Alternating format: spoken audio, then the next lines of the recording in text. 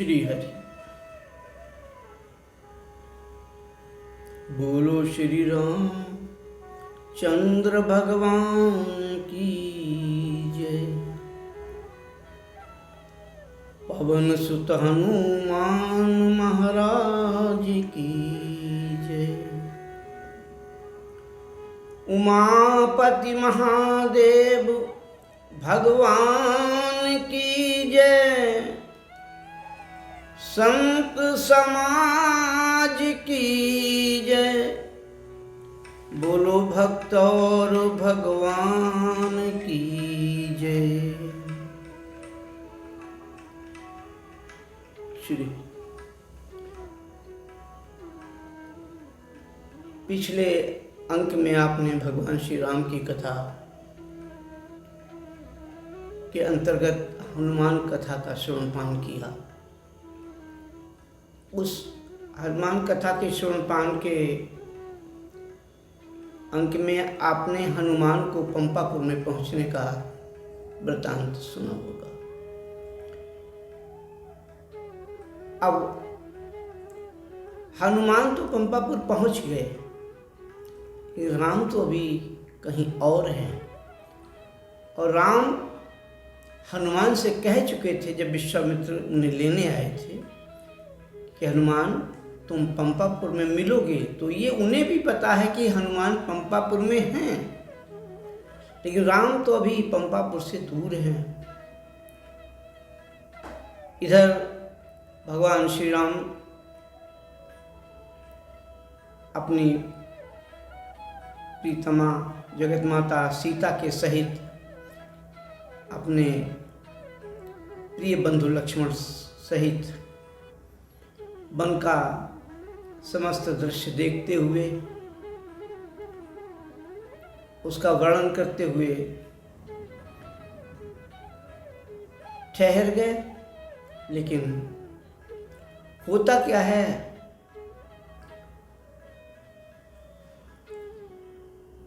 यदि सीता का हरण नहीं होगा तो रावण का मरण कैसे होगा। उन्होंने मारीच मायामृग है, भगवान जानते हैं। और सीता वो सीता है जो चाहे अयोध्या में रही हो, चाहे जनकपुर में रही हो, कंचन भवन में रही। जिसने कंचन भवन में अपने जीवन का यापन किया हो, वो छोटे से मृग को कंचन में ही देख के क्या लालायित हुई। लेकिन विधि का विधान है, परमात्मा की लीला है। लीला का पूर्ण रूप से संयोजन हो चुका है। तभी तो हनुमान से कहा था अब तुम चलो पंपापुर में, हम तुमसे मिलते हैं। तो सीता का हरण हो गया। सीता का हरण होने के बाद भगवान श्री राम जब आए, वो मैं कथा कहूँ मारीच की, गीत की नहीं, क्योंकि हनुमान कथा का चित्रण है। लेकिन हनुमान पहुंचे कैसे वहां पे, ये तो युक्ति बता दी थी राम ने। लेकिन राम कैसे पहुंचे, ये युक्ति कथा बताने के लिए आपको बाध्य होती है।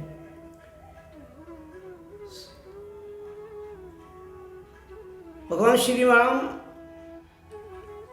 अब पंपापुर में जाने का मार्ग ढूंढ रहे हैं कि पंपापुर हम कैसे पहुँचें, हम उस ऋषिमुख पर्वत तक कैसे पहुँचें। हनुमान तो पहुँच चुके हैं, इसलिए आगे बढ़ते हैं। तो सीता को ढूंढते ढूंढते हाराम शब्द का जब श्रवण रंध्रों में ध्वनि पहुंची तो देखा ये राम कौन पुकार रहा है। तो गीध से भेंट हुई और गीध ने सब स्थिति बताई। उसे कहने की आवश्यकता नहीं है, क्योंकि ये राम कथा नहीं है। सब स्थिति मार्ग क्या आपको चित्रण करते लिए चल रहे हैं। आइए आप भी हमारे साथ चलें। तो वहाँ पहुंचकर गीध ने पूरा सब कुछ बता दिया। लय दक्षिण दिस गयो गोसाई आदि आदि, और अपने प्राणों को छोड़ दिया। यद्यपि राम ने बहुत चाहा कि तुम जीवित रहो, तुम्हें जीवन दान दिया जाए, लेकिन नहीं, उसने कहा अब आपके दर्शन के बाद जीने का कोई औचित्य ही नहीं रहता है। ये पक्षी को मालूम है, हमारे भक्तों को, हमारे मानवों को, संसार में जीव तमाम हैं, इन्हें नहीं पता कि राम क्या है, राम का दर्शन क्या है, दर्शन का महत्व क्या है। तो इस तरीके से अंतिम गति थी, अपने धाम को पहुंचा दिया। अपने धाम को पहुंचाने के बाद आगे चलते हैं। तो गोस्वामी जी यहाँ पे लिखते हैं, कहाँ पहुँचते हैं? ताहि देई गति राम उदारा, शबरी के आश्रम पगुधारा। शबरी के आश्रम में पहुंचते हैं। शबरी बाल्य अवस्था से ही जंगल में पड़ी थी, एक भील पुत्री। क्या ज्ञान है, क्योंकि ईश्वर का दिया हुआ ज्ञान है। एक भील पुत्री अपने पाणी ग्रहण संस्कार को त्याग कर जंगल की ओर पलायन करती है। क्यों करती है हमें ये नहीं मालूम, लेकिन इतना मालूम कि वो भगवान की भक्ति के लिए करती है।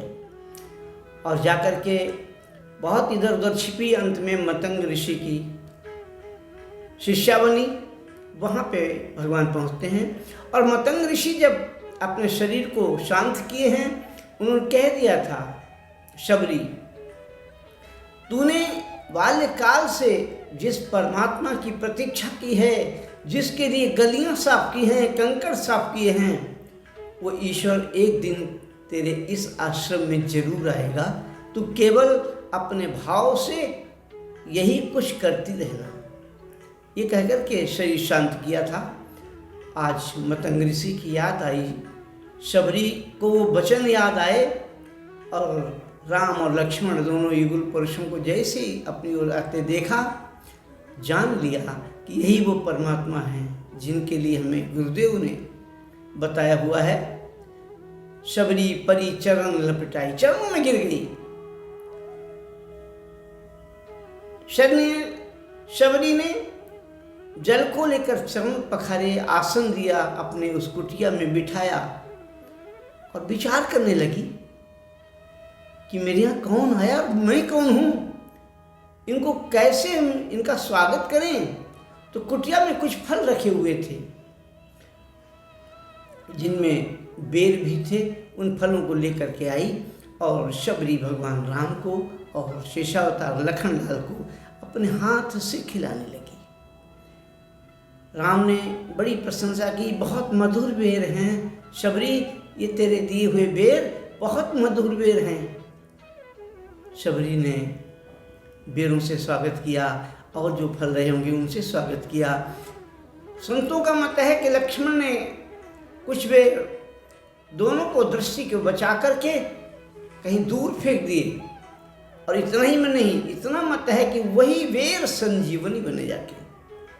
ये फल है भक्ति का। तो ये सब हो गया। तो शबरी ने कहा, प्रभु ये तो सब ठीक हो गया, बचपन से आपके दर्शन को मेरी आंखें लालाई थी, आज दर्शन हो गया, प्रभु आप मेरी आंखों में बसे रहो, बस और कुछ नहीं अब चाहिए आपसे। लेकिन मैं आपकी कुछ प्रशंसा करूं, कीर्ति का वर्णन करूं, ये कुछ भी करूं तो करूं कैसे? क्योंकि मैं तो जाति की भीलिनी हूं, और भीलिनी नहीं हूं, जड़ हूं, नारी हूं, तमाम विशेषण लगाए गए हमारे लिए। तो कैसे करें?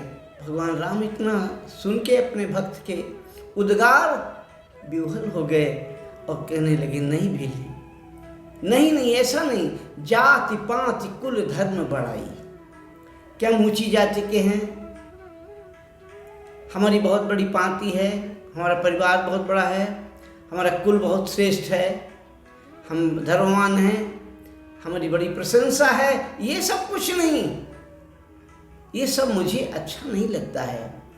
अस्तु, केवल एक ही नाता तुमसे मेरा है कि तुम मेरी भक्त हो, तुम मेरी भक्त हो।